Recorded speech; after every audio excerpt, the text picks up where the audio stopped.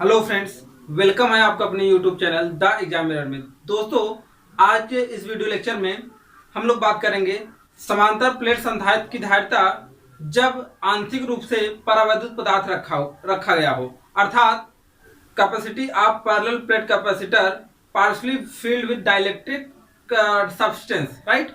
तो दोस्तों, इससे पहले हम लोग जो है डाइलेक्ट्रिक एंड कैपेसिटर चैप्टर का लेक्चर 12 तक कंप्लीट कर चुके हैं। यह लेक्चर नंबर 13 है। जो दोस्त वीडियो को ना देखे हों, इस वीडियो के डिस्क्रिप्शन में उसका लिंक मिल जाएगा या आई बटन पर मैं उसका लिंक दे दूंगा, वहां से आप देख सकते हैं। तो दोस्तों, आइए स्टार्ट करते हैं। लेक्चर नंबर 13 क्या है। दोस्तों, जैसा कि हम लोग जानते हैं कि कोई भी संधारित्र जो होता है, जो कैपेसिटर होता है, उसमें चालक पदार्थ की दो प्लेटें लगाई गई होती हैं। चालक पदार्थ की कितनी प्लेटें लगाई गई हैं? दो प्लेटें लगाई गई होती हैं। मान लेते हैं वो चालक पदार्थ की दो प्लेटें यहां पर ऐसे कुछ हैं। एक प्लेट ये है और एक प्लेट ये है। ओके, एक प्लेट ये है। इस प्लेट का नाम हम लोग ए दे रहे हैं और इस प्लेट का नाम क्या दे रहे हैं? बी। दो प्लेट हमारे पास ए और बी हैं। और यहां पर मैं यहां पर ये बात कह पाऊंगा कि जब इसको बैटरी से जोड़ा जाता है तो या इसे धन आवेश से आवेशित किया जाता है, प्लस क्यू चार्ज से आवेशित किया जाता है, तो इस पर पॉजिटिव चार्ज आ जाता है। इस पर कैसा चार्ज आ जाता है? पॉजिटिव चार्ज आ जाता है पूरे पर।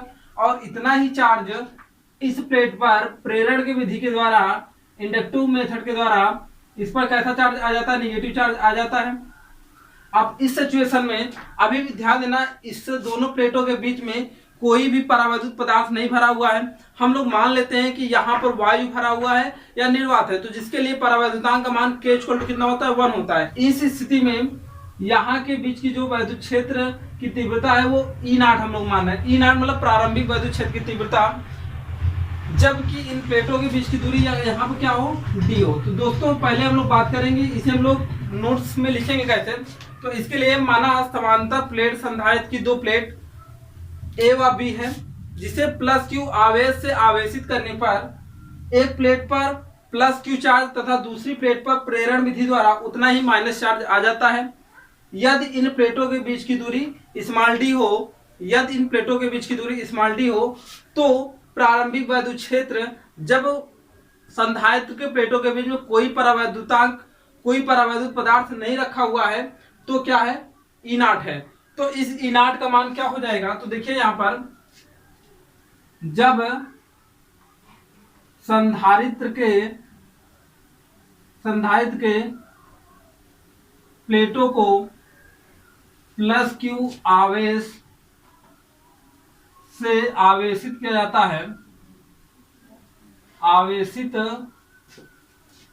किया जाता है, तो उनके बीच वैद्युत क्षेत्र, जबकि एक पॉइंट यहां पर, ये बात इंपॉर्टेंट है, जबकि इन प्लेटों के बीच कोई परावैद्युत पदार्थ नहीं है। ये बात इंपॉर्टेंट पॉइंट है। अब देखिए, जब कोई परावैद्युत पदार्थ नहीं रखा हुआ है तो इस बात को हम लोग ऐसा मान पाएंगे, यहाँ वैद्युत क्षेत्र की तीव्रता हम लोग मान लेते हैं E0, और E0 हम लोग पिछले लेक्चर में बात कर चुके कितना होता है। तो वो E0 का मान होता है जितना चार्ज दिया गया होता है Q अपान वैद्युत क्षेत्र की, जो यहाँ पर इन प्लेटों का जो क्षेत्रफल होता है, माना गया A है, माना इन प्लेटों का क्षेत्रफल क्या है? कैपिटल A है, तो A इप्सिलॉन नॉट, ठीक है। अब जब इनके बीच में कोई आंशिक रूप से परावैद्युत पदार्थ भर दिया जाता है, मान लेते हैं कि ये इसके बीच में एक पतली सी स्ट्रिप ऐसे डाल दी जाती है, जिसकी मोटाई या हम लोग चौड़ाई कह सकते हैं क्या है? T है। इसकी मोटाई या चौड़ाई क्या भी है? T है। तो इसके कारण अब देखिए, ये परावैद्युत पदार्थ है, इसका कुछ ना कुछ परावैद्युतांक होगा, तो इसका परावैद्युतांक हम लोग मान लेते हैं क्या है? K है। इसका परावैद्युतांक कितना है? K हम लोगों ने मान लिया। जब इसका परावैद्युतांक K है तो हम लोग कह सकते हैं, जब T मोटाई का एक परावैद्युत पदार्थ, एक परावैद्युत पदार्थ संधारित्र के प्लेटों के बीच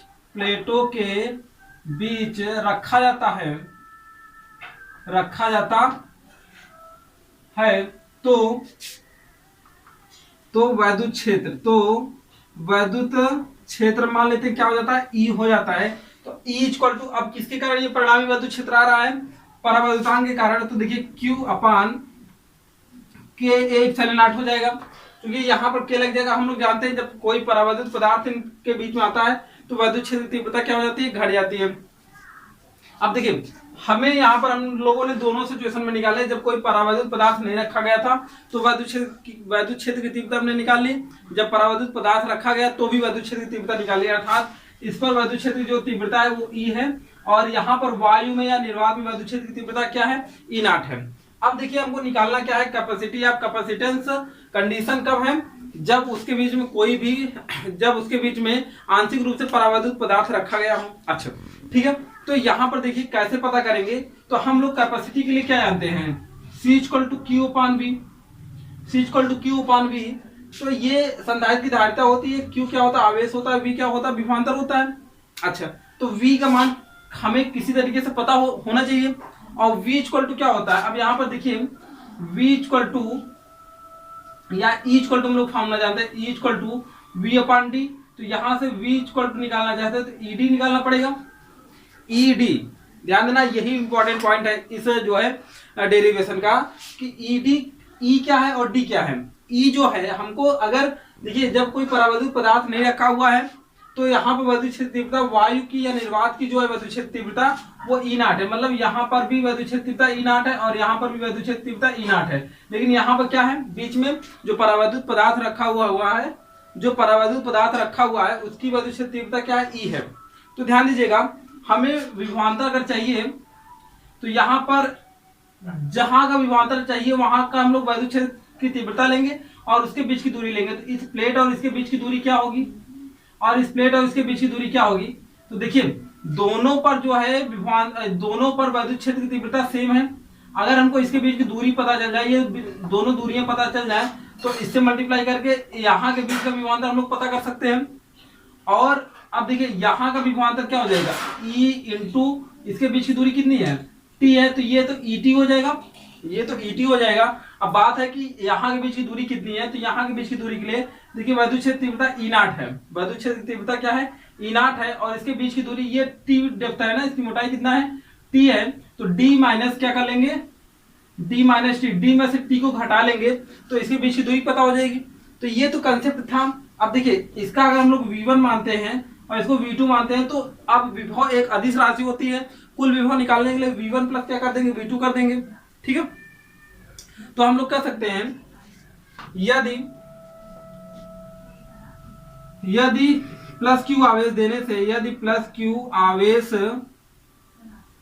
देने से विभव क्या हो जाता है, विभव V हो जाता है, विभव क्या हो जाता है भैया, V हो जाता है। तो V इक्वल टू क्या हो जाएगा, E not D minus T. ध्यान देना, E not D minus T, D क्या है, दोनों प्लेटों के बीच की दूरी, और T क्या है, परावैद्युतांक की मोटाई है, प्लस E इंटू टी हो जाएगा। अब यहाँ पर दोनों की वैल्यू क्या कर लेते हैं, पुट कर लेते हैं हम लोग। तो वैल्यू पुट करेंगे तो देखिए V equal to E naught की वैल्यू क्या हो जाएगी, Q upon A epsilon naught D minus T plus Q upon K, ध्यान देना A epsilon naught into T।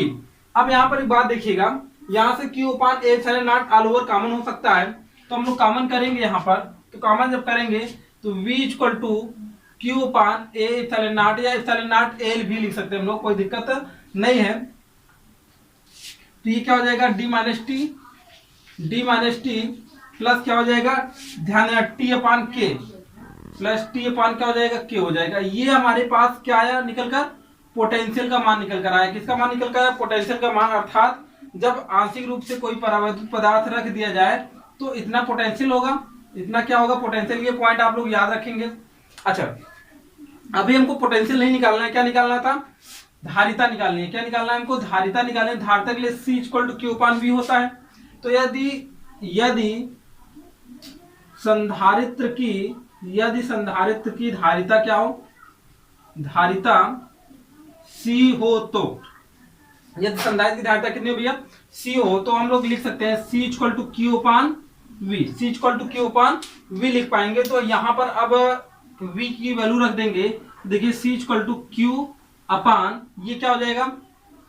Q upon A epsilon naught, और ये क्या हो जाएगा यहाँ पर D minus T plus T upon K all over bracket, right. तो Q से Q क्या हो जाएगा? कैंसिल हो जाएगा। सो फाइनल यहाँ पर लिख पाएंगे C इक्वल टू, अब देखिए ये A epsilon naught divide to divide है, ये ऊपर चला जाएगा। A epsilon naught upon D minus T plus T upon K. This is important formula, या एक इंपॉर्टेंट फॉर्मूला है यहाँ पर। इससे जो है बहुत सारे क्वेश्चन सॉल्व किए जा सकते हैं, ठीक है। और आपके किताब में जो है बहुत सारे इस पर न्यूमेरिकल दिए भी गए हैं, और इसमें बहुत सारे कंडीशन बनते भी हैं। तो दोस्तों इस पर जो है बहुत सारे कंडीशन बनते हैं। तो आइए हम लोग बात करते हैं कि कौन कौन से इस पर कंडीशन लगेंगे, ठीक है। देखिए कंडीशन नंबर फर्स्ट की बात करते हैं। कंडीशन नंबर फर्स्ट, ठीक है। स्थिति नंबर 1 की अगर मैं बात करूं, तो जब जो है ये परावैद्युत पदार्थ की जो मोटाई T है वो D के बराबर हो, अर्थात जब परावैद्युत पदार्थ पूरे संधारित्र में पूर्ण रूप से क्या हो? भरा हुआ हो। जब परावैद्युत पदार्थ पूरे संधारित्र में पूर्ण रूप से भरा हो, अर्थात इस पॉइंट को हम लोग ऐसा भी लिख सकते हैं, D equal to t. D equal to क्या हो जाएगा? T। तो इसी फॉर्मूले में ध्यान दीजिएगा, इस फॉर्मूले में अगर C equal to A epsilon naught D minus t, T का स्थान क्या रख देंगे? D रख देंगे। D रख देंगे। तो D माइनस डी क्या हो जाएगा? कैंसिल हो जाएगा, 0 हो जाएगा। और ये D अपान क्या हो जाएगा? K। तो देखिए इस फॉर्मूले को हम लोग ऐसा लिख पाएंगे, C equal to A epsilon naught upon D minus d plus D upon K। तो K, अब देखिए ये 0 हो जाएगा, और ये K कहाँ चला जाएगा? ऊपर चला जाएगा। तो ये क्या हो जाएगा? Epsilon not K epsilon naught A upon क्या हो जाएगा? D हो जाएगा। क्या हो जाएगा? D। ये किसके बराबर होगा? तो ऐसा लिख पाएंगे हम लोग, C equal to K epsilon naught A upon क्या हो जाएगा? D हो जाएगा। और ये फॉर्मूला हम लोग पहले पढ़ चुके हैं। जब समांतर प्लेट संधारित्र के बीच में K परावैद्युतांक वाला कोई माध्यम रखा जाता है, तो संधारित्र की धारिता क्या होगी? तो C इक्वल टू हम लोगों ने पढ़ा था K epsilon naught A upon D, right. तो यहां से भी हम लोग इसको बढ़ाते इसको क्या करते हैं? इसको खींच के पूरे यहाँ तक भर दिया जाए, तो ये क्या हो जाएगा? T इक्वल टू D के बराबर हो जाएगा। तो ये वैल्यू हम लोग रख सकते हैं और यहाँ से फॉर्मूला निकाल सकते हैं, ठीक है। ये तो कंडीशन नंबर 1 हो गया। अब कंडीशन नंबर अगर 2 की मैं बात करता हूँ, कंडीशन नंबर 2 की अगर मैं बात करूँ, तो यहाँ पर देखिए कंडीशन नंबर 2 में आएगा, कंडीशन नंबर 2 में जब आएगा कि कोई परावैद्युत पदार्थ ही ना हो, कोई परावैद्युत पदार्थ ही ना हो, कोई परावैद्युत पदार्थ ही ना हो, कोई परावैद्युत पदार्थ ही ना हो, इसका मतलब T इक्वल टू क्या हो जाएगा? T इक्वल टू 0 हो जाएगा। जब T इक्वल टू 0 हो जाएगा, तो T इक्वल टू 0 होने के केसेस में देखिए यहाँ पर, यहाँ जब 0 रखेंगे तो ये तो 0 हो जाएगा, ये ऑल ओवर 0 हो जाएगा, और ये क्या हो जाएगा? D आ जाएगा अकेले। तो यहाँ फॉर्मूले में ऐसा लिख पाऊंगा, A epsilon naught upon D minus 0 plus T 0 upon K। तो 0 अपान K की वैल्यू सदैव क्या हो जाएगी? 0 ही हो जाएगा। तो ये फाइनल आंसर जो आएगा हमारा, C equal to A epsilon naught upon क्या हो जाएगा? D। ये भी फॉर्मूला हम लोग पहले पढ़ चुके हैं। जब संधारित्र की प्लेटों के बीच में कोई परावैद्युत पदार्थ नहीं होता है, तो संधारित्र की धारिता कितनी होती है? A epsilon naught upon D होता है, राइट। अब देखिए एक बात और, इस समांतर प्लेट संधारित्र के बीच में कोई परावैद्युत पदार्थ ना रख करके कोई हम लोग धात्विक पदार्थ, मतलब कोई मेटेलिक चीज रख दें, तो मेटेलिक का हम लोगों ने परावैद्युतांक कितना जानते हैं? इनफाइनाइट होता है, अनंत होता है, राइट। तो मेटेलिक पदार्थ का कंडीशन नंबर 3 की बात करता हूं मैं। कंडीशन नंबर 3 की मैं बात करूं अगर, तो कंडीशन नंबर थर्ड में जब परावैद्युत के स्थान पर क्या हो, धात्विक पदार्थ हो, क्या हो, धातु पदार्थ हो, तो उस सिचुएशन में धातु पदार्थ का के क्या होता है भाई, के इक्वल टू इनफाइनाइट होता है। अब देखिए जब इसी फॉर्मूले में के इक्वल टू इनफाइनाइट रखेंगे तो C equal to A epsilon naught upon D minus T plus T upon infinite, और इनफाइनाइट के मान क्या हो जाएगा 1 अपॉन इनफाइनाइट, और 1 अपॉन इनफाइनाइट का मान ये क्या हो जाएगा 0 हो जाएगा, और ये फाइनल आंसर क्या आ जाएगा ए epsilon naught upon D minus T, ये किसके बराबर हो जाएगा, सी के बराबर हो जाएगा। तो ये फॉर्मूला हम लोग निकाल सकते हैं। कभी कभी अब देखिए अगर संधारित्र की प्लेटों के बीच की दूरी जो है, यहाँ पर जो परावैद्युत तो पट्टी कर रहे हैं, जो धात्विक पदार्थ यूज किया जा रहा है वो टी डी के बराबर हो जाएगा, तो ये क्या हो जाएगा, संधारित्र की धारिता यहाँ पर ये 0 हो जाएगा तो अनंत हो जाती है। ये भी बात हम लोग प्रीवियस लेक्चर में कर चुके हैं। तो ऐसा हम लोग लिख सकते हैं, यदि डी इक्वल टू टी हो जाए, डी इक्वल टू टी हो जाए या टी इक्वल टू डी हो जाए, तो संधारित्र की धारिता देखिए ये 0 हो जाएगा, तो ये क्या हो जाएगी, अनंत हो जाएगी। तो मतलब इसमें अनंत तक क्या किया जा सकता है, संधारित्र आवेश संचित किया जा सकता है। जैसा कि जानते हैं कैपेसिटर क्या होता है, ये एक प्रकार का शॉर्ट सर्किट का काम हो जाएगा, तो आवेश को बहुत ज्यादा क्या किया जा सकता है, स्टोर किया जा सकता है। ठीक है, अब देखिए आगे मैं एक लास्ट सिचुएशन की बात करूंगा, कंडीशन नंबर 4, और वो कंडीशन बहुत ही इंपॉर्टेंट है। ठीक है, कंडीशन नंबर अगर मैं 4 की बात करूं, कंडीशन नंबर 4 बहुत ही इंपॉर्टेंट है। और यहाँ पर देखिए कंडीशन नंबर 4 में एक डायग्राम में बना रहा हूं, उस बात को पहले ध्यान से देखेंगे। देखिए यहाँ पर समांतर प्लेट संधारित्र की 2 प्लेटें हैं। ठीक है, ये पॉजिटिव चार्ज से क्या है, चार्ज है, और ये वाला जो है ना निगेटिव चार्ज से चार्ज है। कैसा है, निगेटिव आवेश से आवेशित है, राइट। तो इसके बीच में परावैद्युत पट्टियां रखी जाए, परावैद्युत पट्टियां रखी जाए। देखिए कैसे, ऐसे एक पट्टी ये रख दिया जाए, एक पट्टी ये रख दिया जाए, एक पट्टी ये रख दिया जाए। ठीक है, एक पट्टी ऐसे रख दिया जाए। अब ध्यान देना सबकी मोटाई और परावैद्युतांक अलग अलग हो। सबकी मोटाई क्या हो, यहाँ पर इसकी मोटाई T1 मान लेते हैं, इसकी मोटाई T2 मान लेते हैं, इसकी मोटाई T3 मान लेते हैं, और इसकी मोटाई T4 मान लेते हैं। ठीक है, और इसके बीच जो है परावैद्युतांक, इसका हम लोग K1 मान लेते हैं, K2 मान लेते हैं, K3 मान लेते हैं, K4 मान लेते हैं, और इसी प्रकार से बहुत सारे और जो है परावैद्युत पट्टियां डाली जा सकती हैं। अच्छा ठीक है, ये परावैद्युत पट्टियां हैं, ये क्या है, परावैद्युत पट्टियां हैं, ये परावैद्युत पट्टियां इसमें डाला गया है ऐसे। ओके, ये परावैद्युत पट्टियां इसमें डाला गया, सबकी परावैद्युतांक क्या है, अलग अलग है।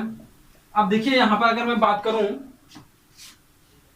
तो इसी फॉर्मूले के अकॉर्डिंग मैं बात करता हूँ, इसकी संधारित्र की धारिता कितनी होगी, ये कैपेसिटर जो है इसकी धारिता कितनी होगी, तो मैं एक बात कह पाऊंगा यहाँ पर जाएगा। इस फॉर्मूले से हम लोग देखेंगे तो ये फॉर्मूला कुछ ऐसा हो जाएगा, C equal to A epsilon naught upon क्या हो जाएगा भाई, D माइनस T1। अब ध्यान दीजिए यहाँ पर T कैसे बना हुआ था, T1 plus T2 plus T3 plus T4 equal to कुल मिलाकर क्या हो जाएगा, T हो जाएगा। तो T1 plus T2 plus T3 up to infinite तक ऐसे चलता रहेगा, और प्लस यहाँ पर देखिए T1 upon K1 plus T2 अपान क्या हो जाएगा, K2 हो जाएगा, प्लस T3 अपान K3 हो जाएगा, अप टू ऐसे ये भी इनफाइनाइट तक चलता रहेगा। तो ये स्पेशल केस का हमारा क्या बन जाता है, फॉर्मूला बन जाता है, जिसे आप लोग याद रखेंगे। इस पर भी न्यूमेरिकल दिए गए हैं, और ध्यान देना जेई जो है प्री में यहाँ से बहुत सारे न्यूमेरिकल पूछे जाते हैं, तो यह एक स्पेशल केस बन जाता है।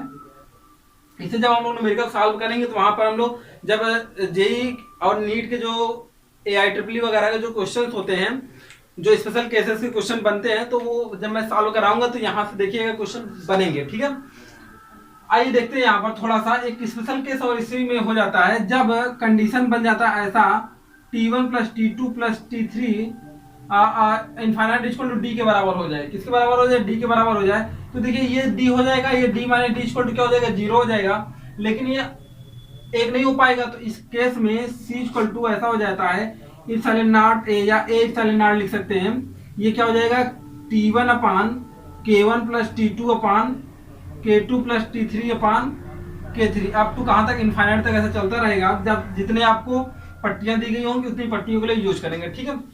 तो दोस्तों ये रहा जो है अलग अलग केसेस समांतर प्लेट संधारित्र के बीच में जब आंशिक रूप से परावर्तित पदार्थ रखा गया हो तो अलग अलग केसेस में हमने संधारित्र की कुल धारिता पता की जब परावर्तित पदार्थ आंशिक रूप से रखा गया हो, और हम लोगों ने 4 केसेस इसमें डिस्कस किए जो बहुत इंपॉर्टेंट थे। दोस्तों एक स्टूडेंट जिसका नाम सचिन चौरसिया है, उन्होंने एक क्वेश्चन पूछा था कमेंट में कि अगर कोई जो है आंशिक रूप से कोई परावर्तित पदार्थ यहाँ पर रखा जाता है तो उसका ये क्वेश्चन था कि ये जो है इन दोनों के बीच में हवा में रुकता कैसे है, ठीक है।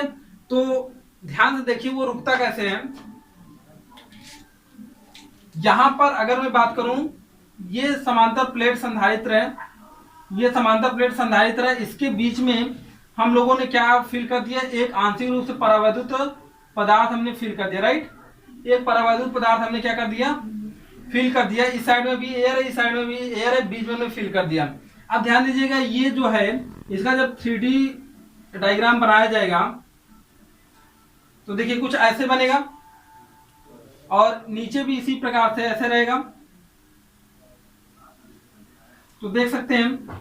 तो इसके बीच में देखिए अगर मैं ऊपर की सतह को यहां पर देखिए, ये तो परावर्तित पदार्थ की पट्टी ऐसे रहेगी पूरी ऐसे ही।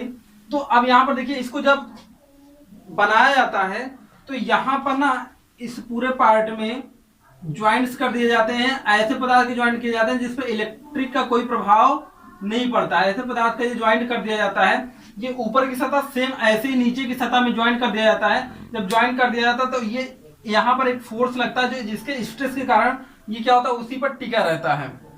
तो इसको जिस शेप में हम लोग बनाना चाहते हैं, सिलेंड्रिकल आकार में बनाना चाहते हैं तो वहां पर ऐसा यूज कर सकते हैं। अगर हम लोग कोई रेक्टेंगुलर या सर्कुलर बनाना चाहते हैं तो उसमें इसी प्रकार से हम लोग यूज कर सकते हैं, ठीक है।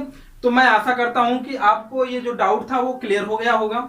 अगर नहीं क्लियर है तो आप फिर इसी वीडियो में कमेंट कर सकते हैं, तो फिर से और किसी तरीके से आपको समझाया जाएगा। तो ये रहा जो है समांतर प्लेट संधारित्र की धारिता जब आंशिक रूप से परावर्तित पदार्थ रखा गया हो। तो दोस्तों मैं आशा करता हूं कि आपको समझ में आया होगा। दोस्तों अगर वीडियो पसंद आ रहा हो तो वीडियो को लाइक करें। जो दोस्त चैनल पर पहली बार आए हों तो चैनल को जरूर सब्सक्राइब करें और ज्यादा से ज्यादा दोस्तों में शेयर करें। मिलते हैं अगले वीडियो में। जय हिंद।